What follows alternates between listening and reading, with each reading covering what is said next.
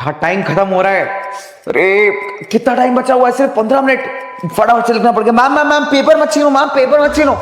अरे ये ड्रीम था, ये सपना था। ओ भाई, ये इतना गंदा सपना था। मुझे लगा मैं बोर्ड एग्जाम्स दे रहा हूं, मेरा पेपर, मेरा टाइम सब खत्म हो गया। एंड मैम मेरे पेपर छीन के ले गई। थैंक गॉड ये सपना था। वैसे सपने से याद आया, बोर्ड एग्जाम्स को कितना टाइम बचा है? 3 महीना, 4 महीना। अरे यार, पढ़ाई कैसे होगा? और पढ़ाई तो छोड़ो, बाकी सब्जेक्ट्स तो हो भी जाएंगे। एसएसटी, सोशल साइंस करूं तो करूं क्या? समझ ही नहीं आ रहा। टेंशन, परेशानी। ओ भाई, अब तो नींद भी नहीं आएगी मेरे को, और सुबह स्कूल भी जाना है, बैकलॉग्स भी हैं, आज का क्लास भी है, होमवर्क भी है। कैसे होगा? और ये थियोरेटिकल सब्जेक्ट है ही क्यों? क्या करूं क्या करूं क्या करूं? कुछ सोल्यूशन ढूंढना पड़ेगा, कुछ सोल्यूशन ढूंढना पड़ेगा। अगर ये सपना सच हो गया तो क्या होगा? मैं क्या बोलूंगा? हमारे रिश्तेदार आएंगे, दूसरों के नंबर बताएंगे। कितनी सारी टेंशन है यार। भगवान प्लीज हेल्प मी आउट। क्या करना चाहिए मेरे को? ये बहुत टेंशन का सिचुएशन है। कोई बात नहीं, कल कुछ करता हूँ, कल देखता हूँ। कुछ तो देखना पड़ेगा मेरे को, कुछ तो फाइंड आउट करना पड़ेगा। चलो कोई बात नहीं, अभी सो जाता हूँ। लेकिन मेरे को ये जो मैंने सपना देखा है ना, इसको सच नहीं होने देना है, ठीक है?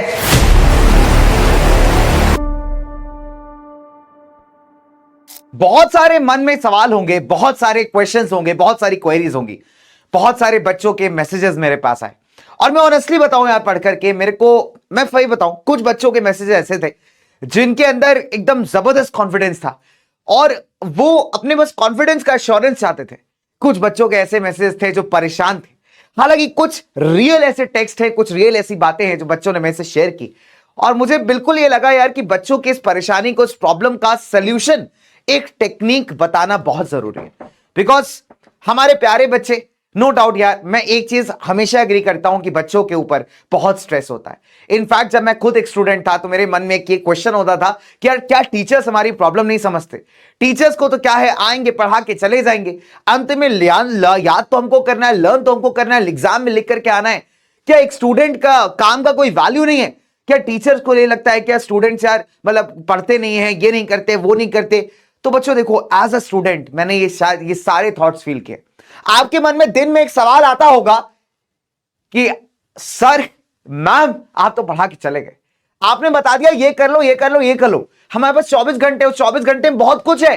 स्कूल जाना है, स्कूल का होमवर्क है, स्कूल से वापस आना है, खाना खाना है, उसके बाद यहां की कोचिंग्स है, कोचिंग्स के अलावा और भी एक्स्ट्रा क्लासेस है, वो पढ़ना है, वहां का होमवर्क करना है। अब बताइए, इस पूरे 24 घंटे में ये करते करते हमको रात के 10 बज जाते हैं। कब हम सेल्फ स्टडी करें?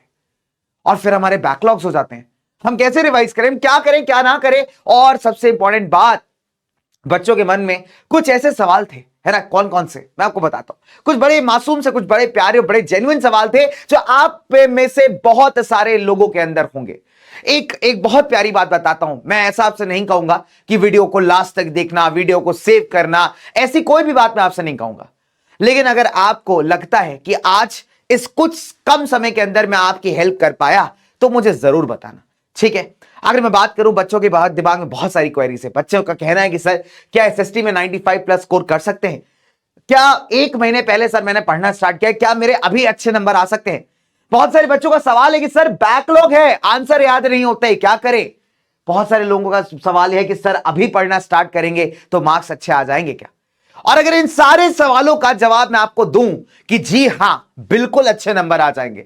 एक सच्चाई आपको बताता हूं, मैं मेरे क्लास 10 के नंबर की बात करूं, सोशल साइंस, सोशल स्टडीज शायद मेरे को भी उतना पसंद नहीं था। अब देखिए जीवन का कितना जबरदस्त ये आयरनी है कि आज मैं आपको एसएसटी पढ़ा रहा हूं। हमेशा से जो बच्चे मेरे से पढ़ते हैं या पहले भी पढ़ते आए हैं, उनको ये बात पता है। मैं एक बात हमेशा कहता हूं यार कि मेरा फेवरेट सब्जेक्ट केमिस्ट्री हुआ करता था, और मजे की बात क्या है कि आज केमिस्ट्री के बजाय मैं आपको एसएसटी पढ़ा रहा हूं।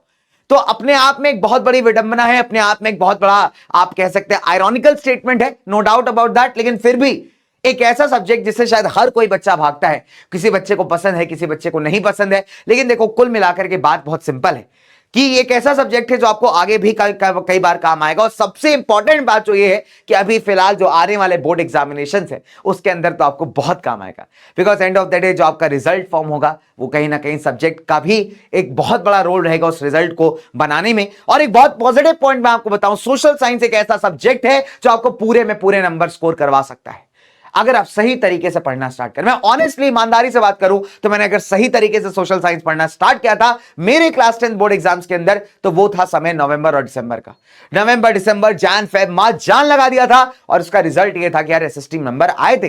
तो तुमने क्या पढ़ा, क्या नहीं पढ़ा, कितना बैकलॉग है, क्या करके आए हो, क्या नहीं कर पाए हो, इन सारी बातों को पीछे छोड़ के आ जाओ।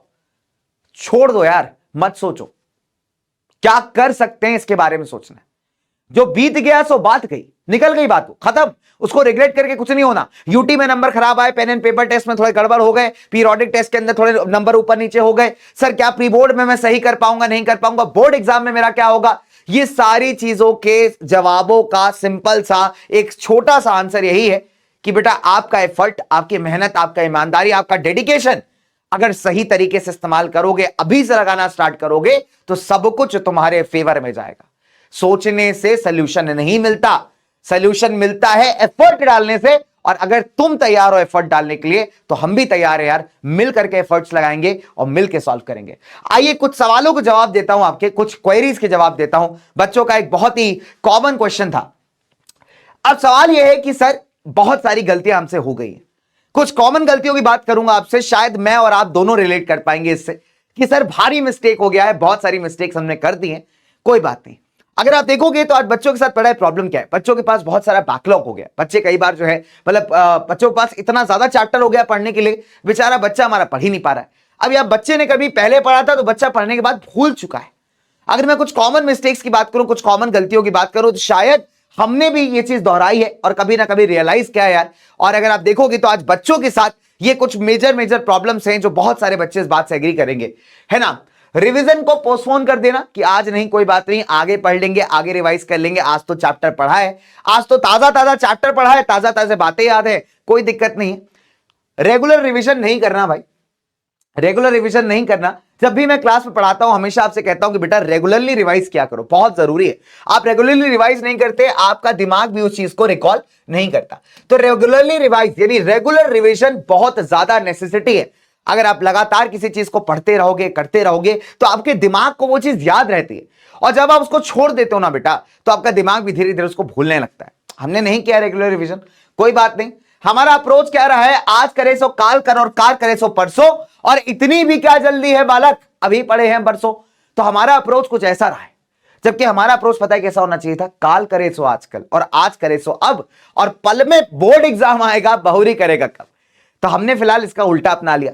खैर कोई बात नहीं, गलती हो गई, सबसे होती है, अगर गलतियां ना करे तो हम इंसान कैसे।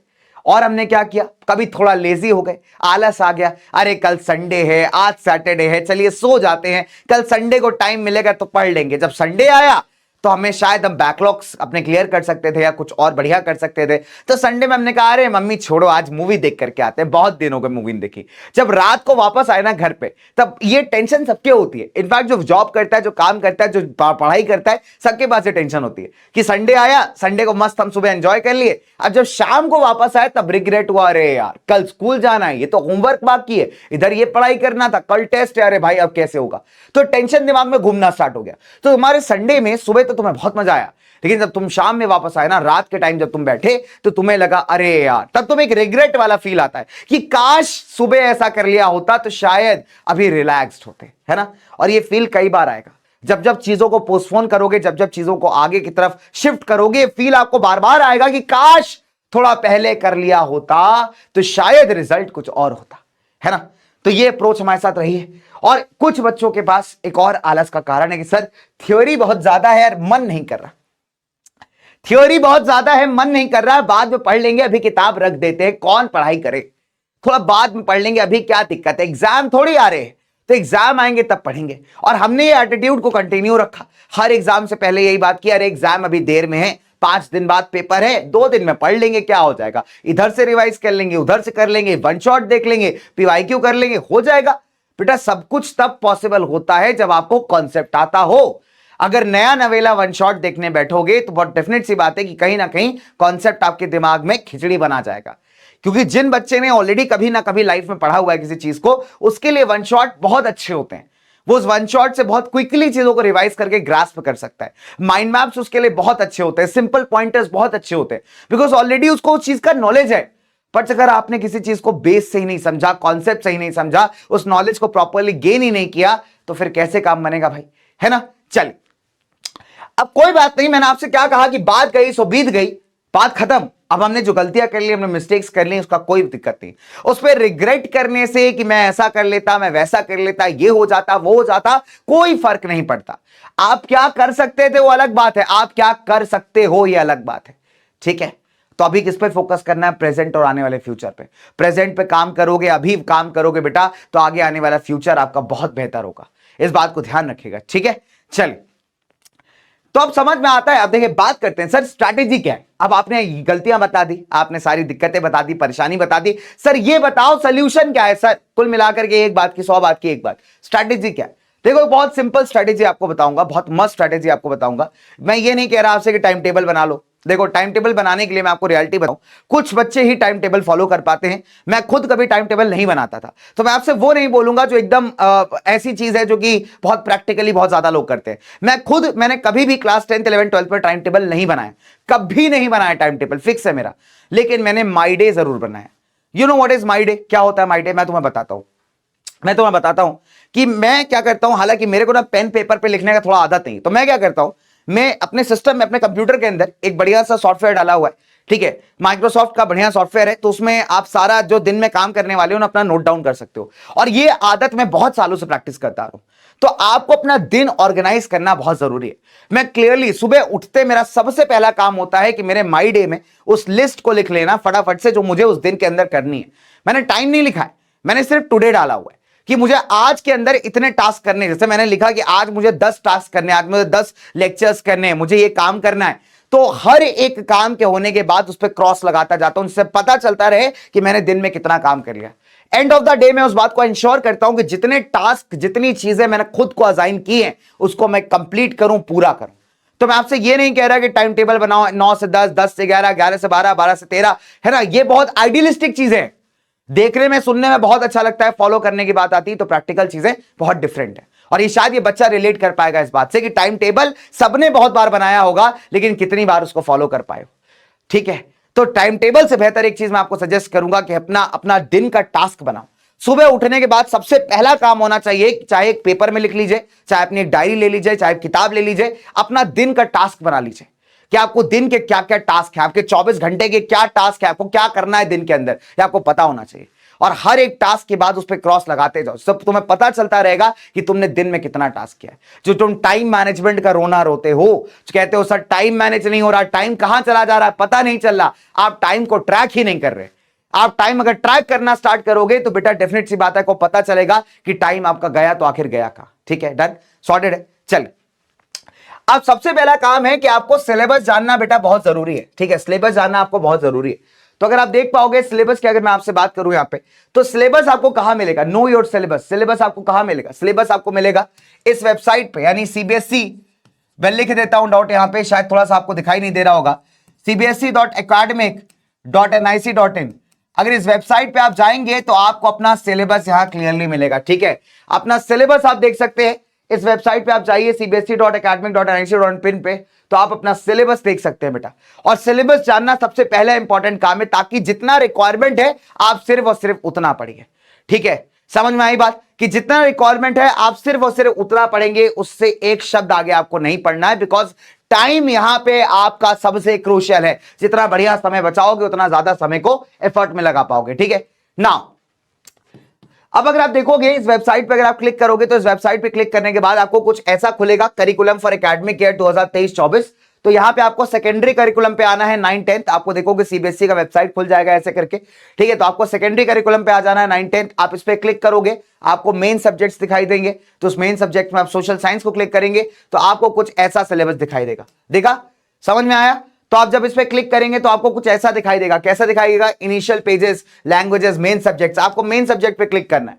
जब आप मेन सब्जेक्ट पे क्लिक करेंगे आपको यहां पे सोशल साइंस का ऑप्शन आ जाएगा, ठीक है। तो सोशल साइंस के ऑप्शन को जैसे आप क्लिक करेंगे आपके सामने साल का सिलेबस आ जाएगा। सिलेबस आपके रूम पे लगा होना चाहिए। सिलेबस ऐसे याद नहीं होता, सिलेबस क्या आ रहा है पता नहीं चलता। जहां पढ़ाई करते हो, जहां बैठते हो, वहां पे एक प्रिंट आउट निकाल लो, मुश्किल से 10 रुपए का खर्चा आएगा, 2 पेज 3 पेज का सिलेबस का प्रिंट आउट निकालिए और उस प्रिंट आउट को लगा लीजिए जहां पे आप पढ़ाई करते हैं, सो दैट मेक श्योर कि आप एक भी एक्स्ट्रा मिनट ऐसी चीज में इन्वेस्ट नहीं कर रहे हो जिसका कोई रिलेवेंस नहीं है बोर्ड एग्जाम के अंदर। समझ में आया? टाइम बाउंड पढ़ाई करनी बहुत जरूरी है। नेक्स्ट, अगर आप देख पा रहे हो तो क्लास 10 का स्ट्रक्चर है, क्लास 10 के चैप्टर्स हैं जो आपके मोटे मोटे पूछे जाने वाले एग्जाम्स के अंदर। तो अगर मैं मोटा मोटा चैप्टर की बात करूं तो आपके नंबर 1 अगर आप देखोगे हिस्ट्री में नेशनलिज्म इंडिया, नेशनलिज्म यूरोप, है ना, अगर आप देखेंगे तो उसके बाद आपका मेकिंग ऑफ ग्लोबल वर्ल्ड, जिसका सिर्फ 1 से लेके 1.3 तक ही आपका पूछा जाएगा। तो बोर्ड एग्जाम के लिए मात्र इतना ही टॉपिक पढ़ना है, ठीक है। इसके बाद अगर आप देखोगे एज ऑफ इंडस्ट्रियलाइजेशन सिर्फ आपका स्कूल टेस्ट के अंदर आएगा, पीरियोडिक टेस्ट के अंदर आएगा, तो इसको आप पढ़ सकते हो, कोई दिक्कत नहीं, लेकिन बोर्ड्स के अंदर आप इसको क्लियरली स्किप कर सकते हो। और लास्ट चैप्टर है print culture in the modern world. तो print culture in the modern world को इन्होंने, सिंपल सी बात है बेटा, टोटल हिस्ट्री के अंदर आप देखोगे तो टोटल हिस्ट्री आ रही है 20 नंबर की, जिसमें 2 नंबर का आपका मैप है, और जो मैप बिल्कुल फिक्स्ड है, जो सीबीएसई ने दिया है अपने सिलेबस में, उससे बाहर मैप नहीं आता, कोई एक्स्ट्रा दिमाग लगाने की जरूरत आपको नहीं है। समझ में आई बात? तो 18 नंबर आप देख सकते हो, 18 नंबर तो मोटा मोटा आपके पास 4 चैप्टर है, 3.5 चैप्टर कह सकते हो, 1 2 3 और इसका आधा पार्ट भी नहीं है। तो जनरल सी कॉन्सेप्ट अगर आप देखोगे कि इसके अंदर क्वेश्चन बनने के चांसेस भी बहुत कम है, तो 1 या 2 नंबर का क्वेश्चन ही इससे आएगा ज्यादातर, ठीक है, डन। अगर आप देखोगे तो सबसे ज्यादा क्वेश्चन अगर आपको किसी से मिलेगा तो टॉपिक नंबर 1, टॉपिक नंबर 2 से। नेशनलिज्म इन इंडिया में आपको पता है यार कि 2 नंबर का सॉलिड क्वेश्चन आने वाला है, यहां पे मैप से सॉलिड क्वेश्चन आएगा, मैप वर्क है, जिसमें पूरे में पूरे नंबर आप स्कोर कर सकते हो। यानी 2 नंबर तो फिक्स है आपके भैया, 20 में से 2 नंबर तुम ले गए, यहां पे फिक्स है, कुछ नहीं करना, 2-3 बार प्रैक्टिस करोगे, मैप इसका शॉर्ट है ना, इससे बाहर कुछ आएगा नहीं, एनसीईआरटी का मैप क्लियरली दिया हुआ है। उसके बाद अगर आप देखोगे नेशनलिज्म यूरोप, प्रिंट कल्चर और आपका नेशनलिज्म इन इंडिया, ये 3 चैप्टर बचे। अब 18 नंबर इसमें डिवाइड होंगे, डेफिनेट सी बात है, हो सकता है 6 नंबर का इधर से आ जाए, 6 का इधर से आ जाए और 6 का इधर से आ जाए, बात खत्म, है ना। 2 नंबर का हो सकता है बीच में इधर कुछ घुमा फिरा के पूछ दे, तो जो मैक्सिमम मार्क्स है आपके ऐसे ही डिस्ट्रीब्यूट होंगे। अगर आप देखोगे तो इस चैप्टर से जनरली और इस चैप्टर से लॉन्ग आंसर काफी आता है, तो सबसे इंपॉर्टेंट आपके ये 2 चैप्टर्स है। समझ में आई बात? तो सबसे पहले क्या कर रहे हैं, सबसे पहले इन 2 चैप्टर्स को पक्का करना है। इन 2 चैप्टर्स को पक्का करने का मतलब है एटलीस्ट 20 में से 12-13 नंबर आपके श्योर शॉट है भाई, श्योर शॉट है, मतलब आप 12-13 नंबर बिल्कुल श्योर शॉट है। और ये तो बहुत जरा सा पोर्शन आ रहा है जो कि काफी आसान है, तो यहीं पे आप 20 में से कम 14 नंबर तो यहीं खींच के बैठे हो, ठीक है। इनफैक्ट अगर मान लीजिए किसी गिरी सर्कमस्टांसेस में आप लेट्स से ये चैप्टर नहीं भी पढ़ पाए, प्रिंट कल्चर, मान लीजिए आपने बहुत लेट पढ़ाई करना स्टार्ट किया, आप जो एकदम लास्ट मोमेंट के लिए बैठे रहे, और फिर भी आप ये चैप्टर जो है हो सकता है आपको बहुत ज्यादा अच्छे से आया नहीं, आप याद नहीं कर पाए, कोई एन नंबर ऑफ रीजंस की वजह से, अगर ये चैप्टर आप नहीं भी कर पाए ना सही से, तो भी आप हिस्ट्री के अंदर नंबर खींच पाओगे, कम से कम 13-14 नंबर आराम से आप खींच के ले जाओगे। 2 नंबर शॉर्ट मैप्स के, उसके अलावा 11-12 नंबर तो आपको मिल ही जाएंगे अगर आपके पहले 2 और ये थोड़ा सा चैप्टर प्रिपेयर है। तो आपका फोकस होना चाहिए। जो बच्चे इंटेलिजेंट है, बहुत बढ़िया करते हैं, सब कुछ पढ़ लेते हैं, वो पूरा पढ़िए। जिन बच्चों के साथ डिफिकल्टी है, दिक्कत है, परेशानी है, प्रॉब्लम है, सब कुछ नहीं पढ़ पा रहे एक साथ, तो पहले इन तीनों को पक्का करिए भाई, बहुत जरूरी है, इन तीनों को पक्का करना बहुत जरूरी है। आपको लगता है प्रिंट कल्चर में दिक्कत आ रही है, आपको लगता है परेशानी आ रही है, बहुत ज्यादा लंबा चैप्टर है, नहीं हो पा रहा, आप इसको थोड़ा बात के लिए रख लीजिए, कोई दिक्कत नहीं है, रोज पढ़िए, थोड़ा थोड़ा पढ़िए, चलेगा, लेकिन इन 3 को तो सॉलिड करके ही जाना है बिल्कुल, ताकि एटलीस्ट 20 नंबर की जो आपकी हिस्ट्री आ रही है उसमें से एटलीस्ट 13-14 नंबर तो आप लेके ही आओ, कि यहां से कहीं नहीं जाने चाहिए नंबर। समझ में आया? ठीक है, मैं ये नहीं कह रहा हूं कि चैप्टर मत पढ़ो, चैप्टर पढ़ो, लेकिन जिन बच्चों को बहुत ज्यादा डिफिकल्टी आ रही है उनके लिए कह रहा हूं कि तोड़ तोड़ के पढ़ो, ठीक है। आई बात समझ में? चलिए आगे अगर मैं आपसे बात करूं तो आपको दिखाई दे रहा होगा, देखिए ज्योग्राफी के अंदर भी 3 नंबर का मैप है, बाकी 17 नंबर का टॉपिक है। अगर आप देखोगे तो यहां पे लाइफलाइंस ऑफ नेशनल इकोनॉमी के अंदर सिर्फ और सिर्फ मैप वर्क आ रहा है, तो जब आप बोर्ड एग्जाम के लिए पढ़ने जाएंगे तो आपको इसका थ्योरी पढ़ने का कोई भी जरूरत यहां पे नहीं है, ठीक है। इसके अलावा अगर आप देखोगे तो बाकी इंटरनल असेसमेंट में आपके टीचर्स वगैरह टेस्ट करवा लेंगे, तो आराम से कर लोगे आप, कोई दिक्कत नहीं है। और बाकी अगर आप चैप्टर देखोगे तो बाकी चैप्टर मिला करके आपका ठीक ठाक पोर्शन है, ठीक है। तो अगर आप देखेंगे बेटा यहां पे तो सबसे इंपॉर्टेंट और सबसे इजी चैप्टर्स कौन से, मैं आपको स्ट्रैटेजी बताता हूं। यहां पे सबसे आसान चैप्टर जो सबसे जल्दी होंगे वो है आपके number 1 water resources, resource development, forest and wild life. ये 3 ऐसे चैप्टर जो आपके फटाफट फटाफट फटाफट फटाफट हो जाएंगे, ठीक है। ये एक ऐसा चैप्टर एग्रीकल्चर जिसको आप चार्ट के थ्रू पढ़ सकते हो। अब इसका क्वेश्चन कई बार 1 मार्कर में आता है, आपको क्रॉप्स वगैरह दे देगा, आपको कहेगा कि भैया एक काम करिए, इससे बढ़िया से ज्योग्राफिकल कंडीशन के बेसिस पे आप क्रॉप आइडेंटिफाई करिए। ठीक है, तो सबसे पहले इन 3 चैप्टर को तो पक्का कर लीजिए एकदम दबा करके, इसका मैप वर्क एकदम पक्का कर लीजिए, तो आपने काफी सारे नंबर तो यही निकाल लिए। अब अगर आप देखोगे बेटा यहां पे तो बच गए आपके 3 चैप्टर, इसको धीरे धीरे करके ब्रेक करके पढ़ते रहिए। ठीक है, डन। चलिए अब अगर आप देखोगे तो आपका जो पॉलिटिकल साइंस है, पॉलिटिकल साइंस के अंदर पावर शेयरिंग और फेडरलिज्म बहुत हल्के चैप्टर है, बहुत आसानी से आप इसको पढ़ सकते हैं, कोई दिक्कत नहीं है। ठीक है, इसके बाद अगर आप देखोगे तो gender, religion, caste, political parties और आउटकम्स। तो अगर आपको पॉलिटिकल साइंस में स्टार्टिंग में कॉन्फिडेंस गेन करना है तो मेरा रिकमेंडेशन है आप चैप्टर नंबर 1, चैप्टर नंबर 2 और सबसे पहले आप पढ़िएगा चैप्टर नंबर 4। ठीक है, तो 3 और 5 को आप चाहो तो बाद में पढ़ सकते हो, कोई दिक्कत नहीं है। ये ऐसे चैप्टर हैं जो हलवा हैं, इजी और बहुत फटाफट आपको याद हो जाएंगे। ठीक है, उसके बाद अगर मैं बात करूं आपके इकोनॉमिक्स, देखिए इकोनॉमिक्स में ना 2 चीजें बहुत इंपॉर्टेंट है। नंबर 1 पहला है इकोनॉमिक्स के एनसीईआरटी के बैक क्वेश्चन आंसर्स, और दूसरे नंबर पे है एनसीईआरटी की किताब के अंदर जो फिगर दिए हैं, डायग्राम दिए हैं, चार्ट दिए हैं, बार ग्राफ दिए हैं, ये सब आपका बहुत इंपॉर्टेंट है, क्वेश्चन यहां से बनता है। मैं भी आपको एग्जांपल दिखाऊंगा। ठीक है, तो आपको अपना सिलेबस बहुत अच्छे से पता होना चाहिए कि क्या आ रहा है और क्या नहीं आ रहा है। ठीक है, और यहां पे आपको सबसे पहले अपने वो टॉपिक पिक करने हैं रिवीजन के लिए, पढ़ने के लिए, जो आपको आसान लगते हैं। ठीक है, हर एक बच्चे के लिए टॉपिक अलग अलग हो सकता है, जरूरी नहीं कि मुझे अगर मनी इन क्रेडिट इजी लगता हो तो सामने वाले को भी यही लगता हो। तो हर एक बच्चे के लिए अगर आप देखोगे तो यहां पे जो पूरा कंसेप्ट है वो काफी डिफरेंट है। ठीक है, तो आपको पहले अपने बेस्ट टॉपिक्स उठाने हैं, जो आपका सबसे स्ट्रॉन्ग वेपन है, सबसे स्ट्रॉन्ग हथियार है। डिफिकल्ट टॉपिक से पढ़ना स्टार्ट करोगे, समझ नहीं आएगा, 2 नुकसान है। नंबर 1 पहला टाइम वेस्टेज, सबसे पहला टाइम वेस्ट करोगे आप उस चीज को पढ़ने में। दूसरा इंपॉर्टेंट बात है कि आप डिमोटिवेट होगे। और वही अगर आप अपने स्ट्रॉन्ग वेपन से स्टार्ट करोगे, स्ट्रॉन्ग टॉपिक से स्टार्ट करोगे, जिसमें आपको कॉन्फिडेंस आता है, पढ़ने में मजा आता है, तो आप पहली बात तो बहुत ज्यादा मोटिवेटेड होगे, आप अपने आप में कॉन्फिडेंट फील करोगे, और फिर कभी आपका टफ टॉपिक पे जाके देखना तो फिर आपको करने में भी मजा आएगा और पढ़ने में भी आसान लगेगा। तो पहले जो अपने स्ट्रॉन्ग पॉइंट है, जो मजबूत पॉइंट है, उनको एकदम ऐसा बना लो कि यार वहां से अगर क्वेश्चन आ जाए तो आप करके आ जाओगे। समझ में आया? समझ में आया बात? ठीक है, सबसे पहला एम क्या होना चाहिए कि अपने सबसे स्ट्रॉन्ग चैप्टर्स को स्ट्रॉन्गेस्ट बनाना। जब वो स्ट्रॉन्गेस्ट बन गए, तुम्हें लग गया कि हां सर अब इससे सवाल पूछ लीजिए, मैं बता दूंगा, तब आप जाइए उन चैप्टर्स पे जो आपको लगता है आपका वीक फेस है। ठीक है, उनमें से भी वो चैप्टर को पहले प्रायोरिटी देना है जो आप लगता है कि ज्यादा इजीली कर सकते हो, और लास्ट में उन चैप्टर्स पे आना जो आपको लगता है कि आपके लिए बहुत डिफिकल्ट है।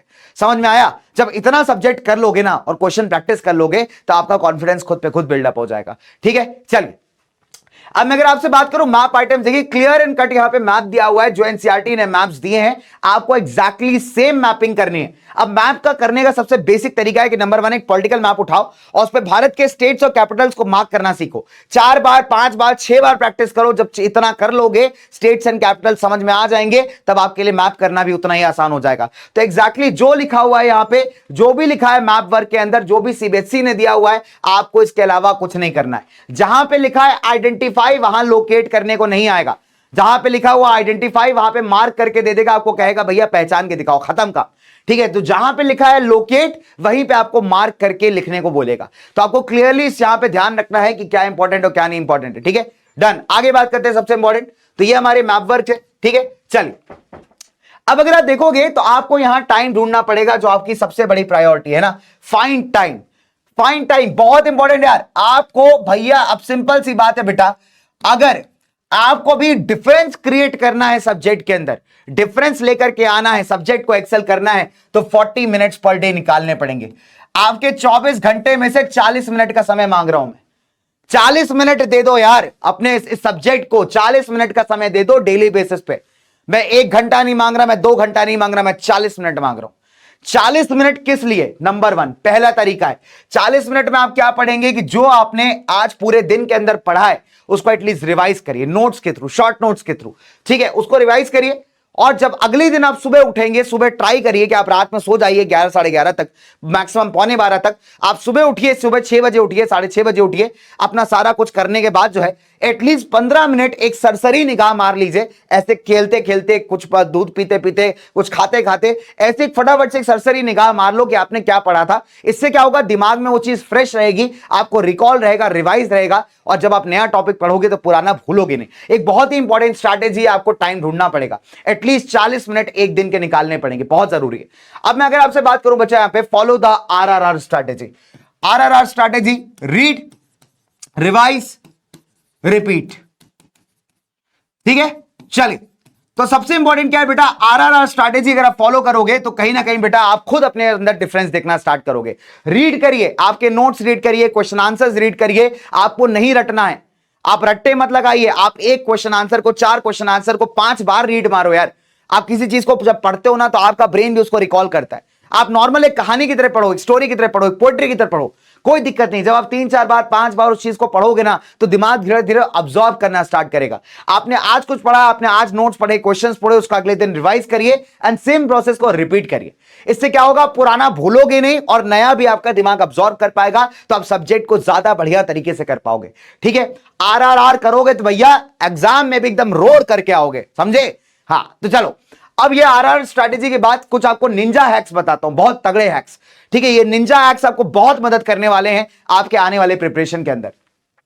पहला निंजा हैक है बेटा, how to read NCERT and create the quick notes. आपके देखिए जितने नोट्स आपके टीचर्स लिखाते हैं, स्कूल में लिखाते हैं, सब कुछ बढ़िया है, लेकिन जब आप एनसीईआरटी पढ़ने बैठते हैं तो एनसीईआरटी पढ़ते टाइम कुछ क्विक नोट्स बनाना भी बहुत जरूरी है। अब जैसे एक पैराग्राफ है नेशनलिज्म इन यूरोप का, अब आपने क्या किया, लेट्स से हम बात कर रहे हैं किसकी, यार नेपोलियन की। फॉर एग्जांपल ये नेपोलियन के बारे में लिखा हुआ है, तो आपका हेडिंग क्या होना चाहिए, मान लीजिए मेरा किताब है तो मैंने यह हेडिंग लिख दिया। ठीक है, मैंने यह हेडिंग लिख दिया, मैं बात कर रहा हूं यहां पे नेपोलियन की। ठीक है मामला, चलिए मैं बात कर रहा हूं यहां पे नेपोलियन की, तो मैं क्या करूंगा कि एनसीईआरटी के जो जबरदस्ती की लैंग्वेज है ना उसको नहीं फॉलो करना। फॉर एग्जांपल यहां लिखा है with in the wide swathe of the territory that came under his control. अब आपको शब्द नहीं आता स्वेथ, आपको शब्द नहीं आता, आप क्या करिए, तुरंत गूगल बाबा की मदद लीजिए, इसका सिंपल मीनिंग फाइंड करिए, उसको लिख लीजिए देन एंड देयर, हिंदी भी लिख लीजिए, उसकी अंग्रेजी भी लिख लीजिए। ठीक है, तो with in the wide swathe of the territory that came under his control Napoleon set about introducing many reforms that he had introduced in France. बात खत्म, कि नेपोलियन के अंदर जितनी टेरिटरी आती थी उसमें भी इसने रिफॉर्म्स इंट्रोड्यूस कर दिए। तो पहला आप पॉइंट लिखिए कि नेपोलियन इंट्रोड्यूस रिफॉर्म्स। ठीक है, फिर क्या क्या रिफॉर्म्स थे, अगला पॉइंट वो होना चाहिए, सिविल कोड लिख लीजिए। यहां पे सिविल कोड के 3 पॉइंटर्स लिख दीजिए फटाफट से। हमने यहां पे पढ़ा सिविल कोड के 3 पॉइंटर्स बनाए, 1 2 3। ठीक है, डन। उसके बाद हमने पढ़ा कि और किस किस इलाके में इसने अपना रिफॉर्म्स किए, फिर आपने और रिफॉर्म्स यहां पे लिख लिए कि भैया ये रिफॉर्म्स किए। आप यहां ग्रामर को इग्नोर कर सकते हैं, पूरे पूरे सेंटेंसेस मत लिखिए, बेसिक बेसिक पॉइंटर लिख लीजिए। इससे क्या होगा कि आप एक तरीके से पढ़ते भी जाओगे, पढ़ते पढ़ते साथ साथ शॉर्ट शॉर्ट पॉइंटर्स बनाते जाओगे। इससे क्या होगा कि आपका पैराग्राफ बाय पैराग्राफ बड़ी आसानी से यहां पे रिवाइज हो जाएगा। आप ऐसा समझ लीजिए कि आप किसी को पढ़ाने जा रहे हो, और अगर आप किसी को पढ़ाओगे, अपने दोस्तों को पढ़ाओगे, पकड़ लो यार किसी को, अपने भाई को पकड़ लो, छोटे भाई बहन को पकड़ लो, पकाओ उनको, बैठ के उनको पकाओ, उनको सुनाओ कि तो आ बेटा तुझे नेपोलियन की कहानी सुनाता हूं, बुला लो उनको, दोस्तों पकड़ लो, और दोस्तों ग्रुप स्टडी करते हैं। भाई मेरे को बहुत फायदा मिला था, मैं ऑनेस्टली बताता हूं, सोशल स्टडीज में दोस्तों को पढ़ाया करता था 9th-10th में, उनको समझाता था, उनको समझाते समझाते मुझे याद हो जाता था। बहुत ही गजब टेक्निक होती है, पकड़ लो दोस्तों को, बुलाओ, चलो ग्रुप स्टडी करते हैं, एक पैराग्राफ उठा लो, कहो देखो ये point number 1, point number 2, point number 3, अब समझो इसमें क्या हुआ था। इससे क्या होगा, तुम्हारे दिमाग में घुस जाएगा टॉपिक, ब्रेन में एकदम सेट हो जाएगा, फीड हो जाएगा बिल्कुल। ठीक है, तो ये अपने छोटे पॉइंटर्स बनाओगे ना तो बहुत काम आएंगे, बिकॉज इसमें क्या हो रहा है कि आप एनसीईआरटी को एक स्टोरी बुक जैसे पढ़ रहे हो, जो कि बहुत जरूरी है। तो वहां आने वाली पिक्चर भी आप देखोगे, टेबल भी देखोगे, ग्राफ भी देखोगे, वो आपके दिमाग में रहेगा। कल को अगर कोई सवाल आता है एनसीईआरटी की लाइन से उठा करके तो आप सेकंड्स के अंदर सॉल्व कर लोगे। तो एनसीईआरटी को पढ़ करके अपने खुद के शॉर्ट नोट्स बनाना बहुत जरूरी है। इसमें लैंग्वेज इंक्लूड कर दिए, ग्रामर इग्नोर कर दिए, कोई दिक्कत नहीं, मेन पॉइंट्स आप लिख लीजिए। ठीक है, इससे क्या होगा, जब कभी आप एग्जाम टाइम पे पढ़ने जाओगे ना, आपके बनाए नोट्स हैं या आपने खुद मेहनत की है, और जितना रिकॉल ये रहेगा ना दिमाग में बेटा, कुछ और नहीं रह सकता। ये फैक्ट की बात है, नोट करके देख लेना, एक हफ्ता ट्राई करके देख लेना। तो एनसीईआरटी को पढ़ करके उसके शॉर्ट नोट्स बनाना बहुत ईजी है, बढ़िया है। आप उठा लीजिए कि रोज आपको कम से कम, आज से एनसीईआरटी रीडिंग स्टार्ट करोगे ना तो भी 3-4 महीने में पढ़ लोगे। डिसाइड कर लो कि रोज के 2 पेज पढ़ने हैं आपको, 2 पेज पढ़ के ऐसे शॉर्ट शॉर्ट पॉइंटर्स बनाने हैं, और फिर देखो कैसे आपको एनसीईआरटी चमकती है दिमाग में। ठीक है, चलिए सबसे इंपॉर्टेंट, अब क्या है, रट्टा मारे कॉन्सेप्ट लगा। देखो बहुत सिंपल है, अगर आप देखोगे इस बार सीबीएसई ने कहा कि मैं आपका कॉन्सेप्ट चेक करूंगा भाई। अब कॉन्सेप्ट कैसे चेक करना है, देखिए बहुत आसान है। अब देखो ये क्वेश्चन था कि miss S approach a bank near by two avail the loan for a business, और एक सेल्फ हेल्प ग्रुप भी वहां पे लोन लेने गया था, बैंक ने उनके एप्लीकेशन को रिजेक्ट कर दिया, सेल्फ हेल्प ग्रुप को अप्रूव कर दिया। तो हमने क्या पढ़ा था कि सेल्फ हेल्प ग्रुप के साथ एक दिक्कत नहीं होती, दैट इज कोलैटरल। अब यही तो क्वेश्चन है यहाँ पे, क्वेश्चन उन्होंने पूछा कि which of the following documents यहाँ पे सेल्फ हेल्प ग्रुप को नहीं रिक्वायर्ड है और इस आंटी जी को रिक्वायर्ड था। ठीक है, तो यहाँ पे 4 ऑप्शंस दे दिए गए। लोन के लिए तो अप्लाई कर रही है तो ये तो हो नहीं सकता, अरेंजमेंट लेटर जैसा हमने कुछ पढ़ा नहीं, इसको भी हटा दीजिए। ठीक है, अगर आप देखोगे तो कोलैटरल एक ऐसी चीज है जो सेल्फ हेल्प ग्रुप को यहां पे रिक्वायर्ड नहीं होती। तो ये कैसे आया आपको, जब आपने कॉन्सेप्ट समझा। तो कॉन्सेप्ट को समझना यहां पे बहुत जरूरी है, सिर्फ रट्टा लगाने से नहीं होगा। इस बार सीबीएसई आपके कॉन्सेप्ट को चेक करेगा, तो दिमाग का चैप्टर का कॉन्सेप्ट आपको पता होना चाहिए। आप इसके लिए वन शॉट वीडियोस देख सकते हैं, शॉर्ट माइंड मैप्स देख सकते हैं, जिसमें आपको पूरा टॉपिक रिवाइज हो जाएगा। ठीक है, वेरी इंपॉर्टेंट और वेरी हेल्पफुल आपके कॉन्सेप्ट रिवीजन के लिए छोटे one shot lectures, mind maps आपके बहुत हेल्पफुल टूल्स हैं, जो आपको बहुत मदद करेंगे कम समय के अंदर पूरे टॉपिक को रिवाइज करने की, कॉन्सेप्ट को रिकॉल करने की। और कॉन्सेप्ट अगर आपके चमक गया तो आप बड़ी आसानी से इस टाइप के क्वेश्चंस कर पाओगे। ठीक है, अब अगर मैं आपसे बात करूं बच्चों, यहां पे सैंपल पेपर करने का सही टाइम क्या है? ये बहुत सारे बच्चों के मन में सवाल है कि सर एसएसटी का सैंपल पेपर कब लगाना चाहिए। कुछ बच्चे अभी से लगाना स्टार्ट कर रहे हैं। बेटा क्यों लगा रहे हो? क्या आपका सिलेबस कंप्लीट हो गया? क्या आपने सिलेबस परफेक्ट तरीके से रिवाइज कर लिया? नहीं यार, आपको पता है सैंपल पेपर कब लगाना जाएगा? सबसे एग्जैक्ट टाइम अगर मैं आपसे बताऊं, ऑनेस्ट ईमानदारी से अगर आपको सही टाइम बताऊं, तो सैंपल पेपर एसएसटी के केस में लगाना स्टार्ट करना एटलीस्ट दिसंबर लास्ट या फिर आपके जैन बिगिनिंग से। दिसंबर लास्ट करना या तो जैन के बिगिनिंग में करना। इससे पहले मैं आपको सैंपल पेपर लगाने का रिकमेंडेशन नहीं दूंगा।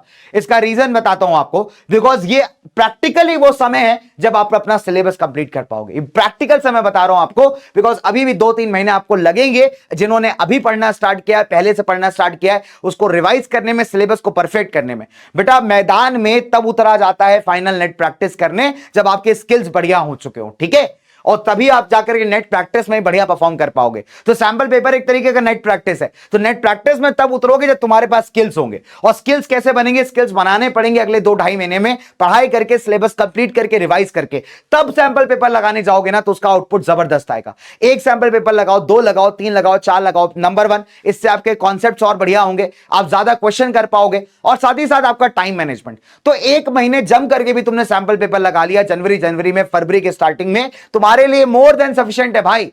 25-30 सैंपल पेपर नहीं लगाने, 12, 15, 16 भी लगा लोगे तो जरूरत से ज्यादा है। और जब सैंपल पेपर लगाने जाओ तो एक कोना पकड़ के बैठ जाओ। आपको मेक श्योर करो कि 3 घंटे आप बिल्कुल वहां से नहीं हिलने वाले। शांत कोना ढूंढ लीजिए जहां आपको कोई डिस्टर्ब ना करे। पहले दिन 3 घंटे में होगा, पहले दिन हो सकता है सैंपल पेपर 3.5 घंटे में हो, दूसरे दिन 3.25 में होगा। धीरे धीरे करके आप देखोगे कि बाय द टाइम आप 15-16 पेपर लगा चुके हो, खुद आपका टाइम रिड्यूस होता जाएगा। ठीक है, तो टाइम मैनेजमेंट का एक बहुत एफिशिएंट टूल है। कब लगाने चाहिए, this is the ideal time. ठीक है, अब मैं आपसे बात करूं कॉम्पिटेंसी बेस का जुगाड़ क्या है सर। बहुत सारे बच्चों का सवाल था कि सर कॉम्पिटेंसी बेस का क्या करना है, कैसे सॉल्व करें कॉम्पिटेंसी बेस। ठीक है, तो कॉम्पिटेंसी बेस का जुगाड़ बहुत सिंपल है। अगर आप देखोगे, अगर 2 या 3 नंबर का कॉम्पिटेंसी बेस्ड आएगा ना, तो उसको कुछ मत करना, सबसे बढ़िया है उसका नीचे का लाइन पकड़ना। आपको नीचे के लाइन में उसका आंसर मिल जाएगा। अब जैसे फॉर एग्जांपल ये सैंपल पेपर का ही क्वेश्चन है, जिसको देख करके बहुत बच्चे पैनिक हो गए थे, बाकी बहुत आसान सवाल है। ठीक है, a worker in urban area was working small factory was not paid his wages properly. इसको फोर्स किया जाता है, आप एक्स्ट्रा आवर्स काम करो, पुअर वर्किंग कंडीशंस हैं। ठीक है, कोई जॉब सिक्योरिटी नहीं है। तो ये तो हमें समझ में आ गया कि यार ये अनऑर्गेनाइज सेक्टर की बात कर रहा है। अब आपके एनसीईआरटी में सीधा सवाल है, how to protect workers in the unorganised sector. इन्होंने इतनी कहानी बना दी, माहौल बना दिया। आप इसकी सीधे लास्ट लाइन पे आइए। लास्ट लाइन पे क्या लिखा हुआ है? Analyse the role of government in protecting the workers working in unorganised sector. वही क्वेश्चन है, सिर्फ आपको घुमाने के लिए ऊपर की कहानी बना दी। सीबीक्यू का सबसे बढ़िया तरीका है 2 और 3 मार्कर्स का, कि सीधे नीचे की लाइन पे आइए, आपको बहुत कुछ क्लियर हो जाएगा। ठीक है, अब अगर आप देखोगे यहां पे एमजी नरेगा का दिया हुआ है। एमजी नरेगा हमको पता है कि गांव में होता है। तो गांव में किस तरीके की एक्टिविटीज होती हैं? फॉर एग्जांपल पॉन्ड खोदना, नहर खोदना, है ना, घर वर बनवाना। तो ये कुछ एक्टिविटीज होंगी जिसको गांव वालों को काम दिया जा सकता है। तो ये बेसिक आइडियोलॉजी बेस्ड क्वेश्चन है, बेसिक कॉन्सेप्ट बेस्ड क्वेश्चन है। तो हमेशा लास्ट की लाइन पकड़ेंगे अगर आप 2-3 नंबर वाले कॉम्पिटेंसी में, तो आपको क्लियर हो जाएगा कि क्या पूछा जा रहा है। इसीलिए मैं कह रहा हूं कि एनसीईआरटी पढ़ना बहुत ज्यादा जरूरी है। अब एक बच्चों के मन में एक और सवाल आता है कि भैया एनसीईआरटी के बैक क्वेश्चन लगाए कि ना लगाएं। बेटा एनसीईआरटी के बैक क्वेश्चन और उसके अंदर की केस स्टडी पढ़ ले भाई। 2023 का पेपर का क्वेश्चन है, एग्जैक्ट एनसीईआरटी इकोनॉमिक्स की केस स्टडी से, एग्जैक्ट पेपर से अगर आप देखोगे, Kanta works in an office, she gets her salary, सारा कुछ लिखा हुआ है। और देखो पेपर पे कहां से क्वेश्चन आया, 2023 के पेपर क्वेश्चन है, केस स्टडी है आपका। कहां का केस स्टडी है? सेक्टर्स ऑफ इंडियन इकोनॉमी का। जब क्लास में पढ़ाया जाता है ना, चाहे कभी भी आप पढ़ो, कहीं भी पढ़ो, तो कई बार बच्चे इसको स्किप करने का सोचते हैं। बच्चे सोचते हैं इससे क्या ही मिल जाएगा। ये नहीं करना है। हिस्ट्री के अंदर सोर्सेज और बॉक्सेस क्वेश्चन 100% आता है, आया हुआ है केस स्टडी के अंदर। इस टाइप के जो बॉक्सेस हैं आपकी किताबों में एनसीईआरटी के अंदर, ये पढ़ने बिल्कुल जरूरी है, क्वेश्चन इससे आता है। समझ में आई बात? तो ये सारी चीजें अगर आप फॉलो करना स्टार्ट कर दो, थोड़ा थोड़ा करके करो, मैं ये नहीं कह रहा एक साथ करो, लेकिन इस सारी बातों को दिमाग में रखो। ठीक है, एक प्रॉपर स्ट्रैटेजी, खुद की एक स्ट्रैटेजी बनाओ, खुद का एक आरआरआर प्लान बनाओ, खुद का एक जुगाड़ बनाओ, और जुगाड़ करने से ही होगा।